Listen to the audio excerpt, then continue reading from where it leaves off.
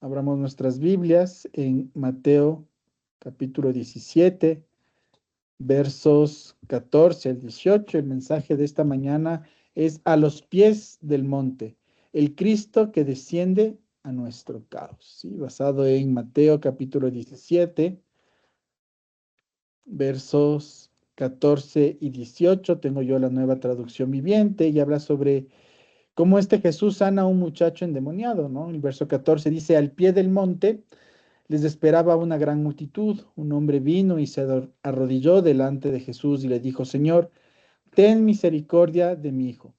Le dan ataques y sufre terriblemente. A menudo cae al fuego o al agua. Así que lo llevé a sus discípulos, pero no pudieron sanarlo.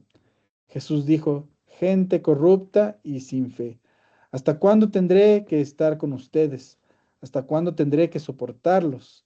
Tráiganme aquí al muchacho. Entonces Jesús respondió al demonio y el demonio salió, perdón, entonces Jesús reprendió al demonio, verso 18, y el demonio salió del joven. A partir de ese momento, el muchacho estuvo bien. Un pasaje bastante interesante porque nos muestra otra forma de responder de Jesús, ¿no? Ya no es la misma forma que él respondió quizás a las otras personas que estaban de alguna manera fuera, por así decirlo, ¿no? De este círculo del pueblo de Dios, ¿no? Acá vemos quizás una forma diferente de presentarse Jesús y esta acción de este hombre de ir donde los discípulos y decir, bueno, no he encontrado la sanidad que esperaba para mi hijo y viene esta respuesta que parecería ser un poco agresiva por parte de Jesús, ¿no es cierto? La escena ocurre justo después de la transfiguración, un momento de mucha fe, un momento de mucha conexión entre Jesús y su divinidad y su naturaleza divina, ¿no es cierto? Mientras arriba se manifiesta la gloria, mientras las cosas están en el cielo, suscitándose aquí abajo, la vida sigue siendo un desorden, un sufrimiento, una confusión y una necesidad, ¿no es cierto? Un padre cargado de angustia corre hacia Jesús. Los discípulos han tratado, pero no han logrado absolutamente nada. La multitud observa más del fracaso que la necesidad, ¿no es cierto? Las personas están ahí de alguna manera presentes en este aspecto de, bueno, no se consiguió lo que se esperaba. Y en ese ambiente tenso, entre el dolor y la incredulidad, Jesús aparece. Este pasaje nos recuerda que la fe se vive abajo, aquí, no arriba, ¿no? A veces estamos de alguna manera muy esperanzados en lo que puede suceder en esas historias sobrenaturales, pero la fe se vive aquí justamente. El Cristo glorioso también es el Cristo que entra en el caos humano. Y he preparado 4 puntos para esta mañana y el primero de ellos es el clamor que nace del límite, el Padre que se arrodilla. Lo vemos aquí en los versos 14 y 15 donde dice, Señor, ten misericordia de mí. Este Padre que se arrodilla y dice, ten misericordia de mí. El Padre no llega con un discurso, sino con un descargo, ¿no? Su súplica no surge de la ritualidad, sino del colapso interior. No sé cuántos de nosotros hemos pasado por situaciones similares de, bueno, he ido al médico a este médico, he seguido este tratamiento y la verdad es que no logro poder entrar en esta sanación y viene este aspecto de, eh, bueno, recurro a Jesús y a veces quizás poniéndolo como última instancia, como una última frontera, como esa última herramienta que tenemos. En esta historia vemos cómo de alguna manera este aspecto no nos permite describir el sufrimiento, ¿no? Este hombre puede de alguna manera estar consciente de lo que le aqueja, pero no sabe cómo resolverlo. En la oración, es esta oración de quien reconoce, ¿no? Quien reconoce absolutamente lo que está viviendo. Mi amor por él no es suficiente para salvarlo. El Padre no pide poder, pide misericordia, ¿no? Y aquí el principio que quiero compartir con ustedes para que nos sostenga durante esta semana y el resto de nuestros días es que la verdadera búsqueda espiritual no empieza en la fuerza, sino en la necesidad. A veces debemos reconocer ese aspecto, que justamente estas necesidades que nosotros vamos viviendo es lo que nos lleva a poder justamente encontrarnos con este Jesús. El Salmo 51:17 dice, el corazón contrito y humillado no desperdiciarás tú, oh Dios. Es en esta humillación y en esta necesidad en donde nosotros nos podemos acercar al Padre. Y probablemente nosotros de alguna manera estamos viviendo situaciones complejas. Déjenme decirles que es en estos momentos en donde Dios lo puede utilizar. Y ojo, no solamente en estos momentos Dios aparece, sino que Dios puede utilizar estas circunstancias para poder conectarse con nosotros. Marcos capítulo 9, verso 22 dice, si puedes hacer algo, ten misericordia, que es otra escena, otro momento de la interacción entre Jesús en donde le dicen estas palabras, si tú puedes hacer algo, ten misericordia. No es tanto el decir que podamos de alguna manera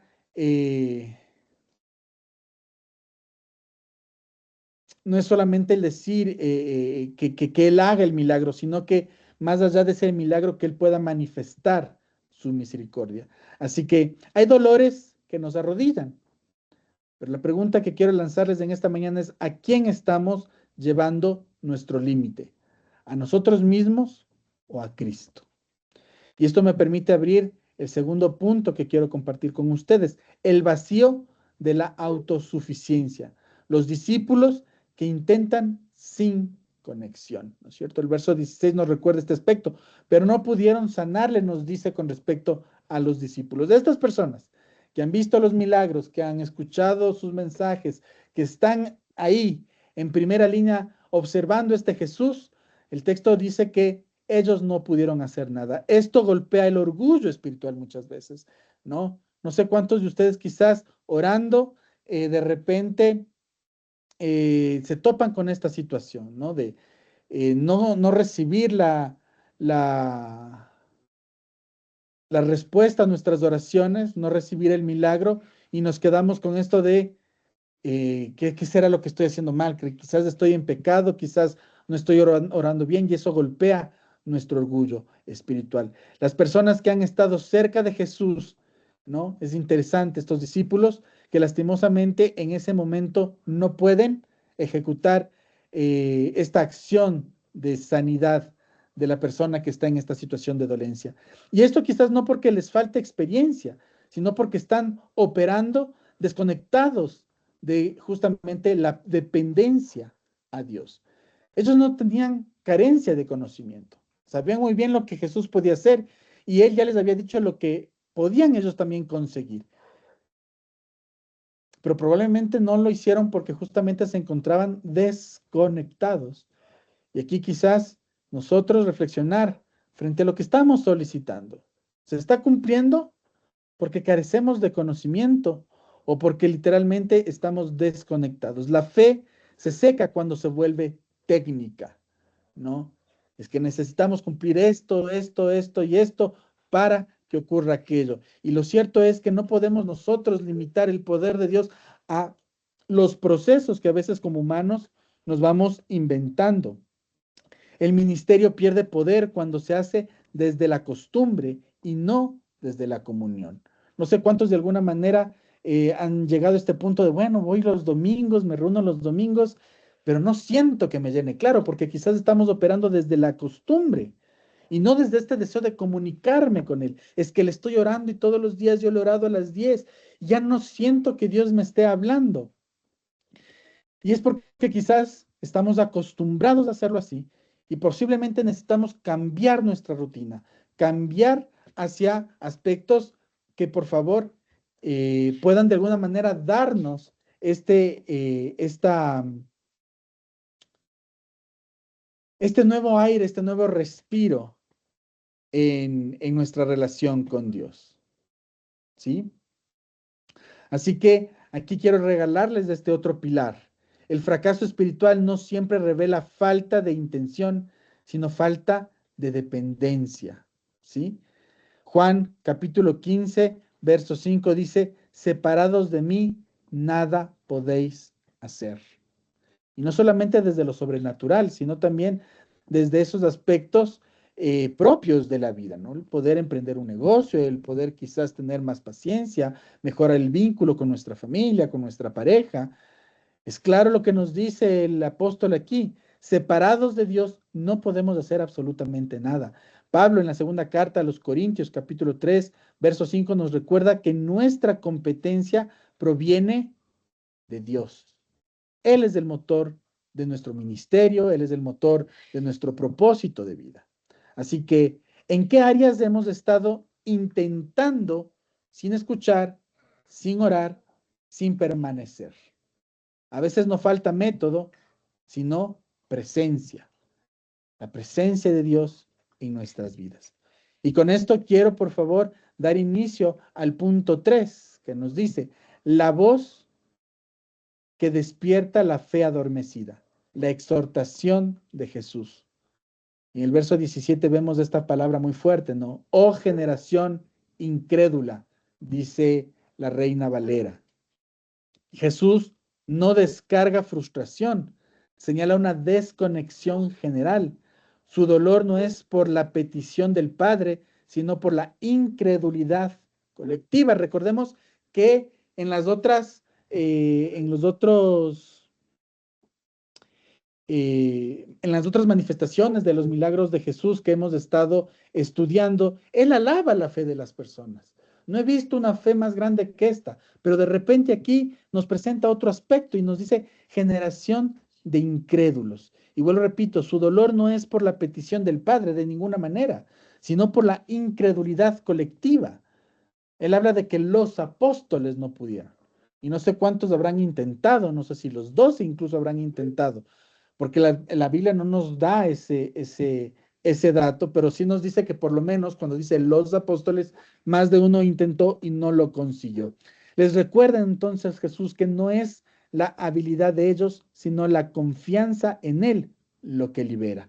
A veces nosotros nos acercamos de, listo, yo ya sé cómo predicar, yo ya sé cómo hablar, yo ya sé cómo manejar el grupo, no hay problema. Esto lo puedo hacer porque ya me capacité para esto.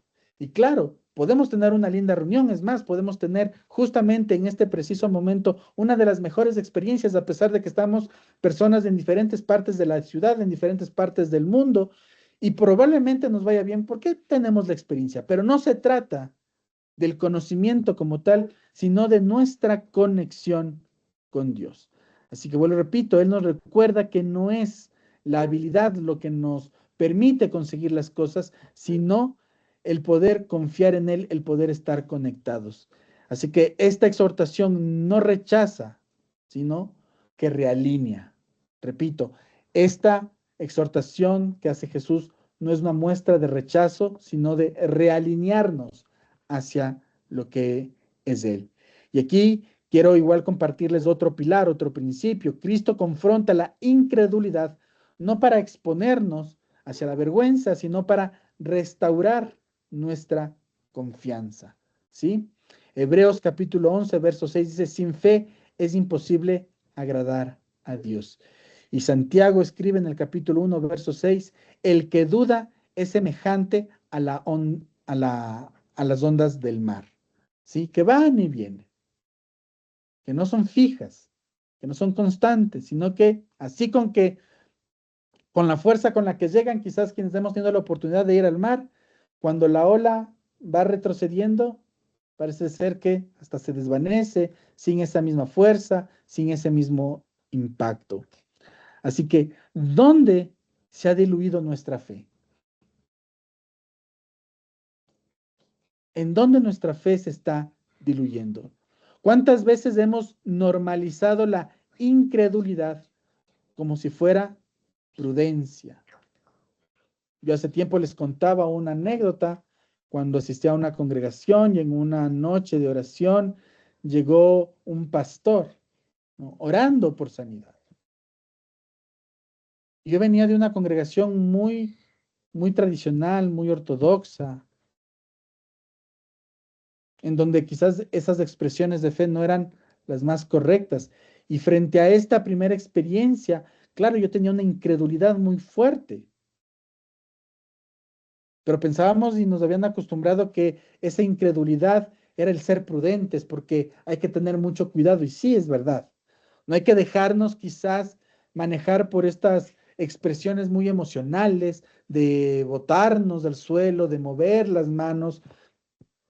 No digo que esté mal, digo que no hay que literalmente enfocarnos solamente en lo emocional, pero tampoco es quedarnos quietos, estáticos, bajo el manto de la prudencia, creyendo que el ser prudentes es lo correcto a nivel espiritual, motivando quizás la imposibilidad de que sintamos justamente ese mover del espíritu. Y con esto quiero abrir ya paso al punto 4, que dice la autoridad que restaura. Jesús libera y sana. El verso 18 dice, reprendió al demonio y el muchacho quedó sano. Jesús habla y todo cambia. Es algo que debemos nosotros tener en cuenta. Cuando Él habla, todo cambia. No hay lucha, no hay desgaste, no hay proceso confuso. Es autoridad pura, compasión profunda y restauración total. No vemos nuevamente a este Jesús diciendo, bueno, necesitamos una siguiente sesión. Si nosotros realmente tenemos fe y creemos en este Dios, esa restauración, ese proceso de sanidad es instantáneo, ¿sí? La autoridad de Jesús es pura, llena de compasión profunda y desde una restauración total. El Padre recibe paz, el Padre de esta historia. El Hijo recibe libertad y los discípulos reciben una lección. La multitud recibe una revelación. Es interesante cómo en este pequeño acto Jesús literalmente ha hecho todo esto con las personas con las que ha interactuado. Cristo no solo responde a necesidades, sino que transforma realidades. Es el principio que quiero regalarles en esta mañana. Cristo no solo responde a necesidades, sino que transforma realidades. Y el Evangelio de Lucas, capítulo 4, verso 36, dice, con autoridad y poder manda. Ese reconocimiento de la autoridad de Dios. Y Efesios 1, 19 al 20 nos dice o nos recuerda sobre el poder que levantó a Cristo, ¿no?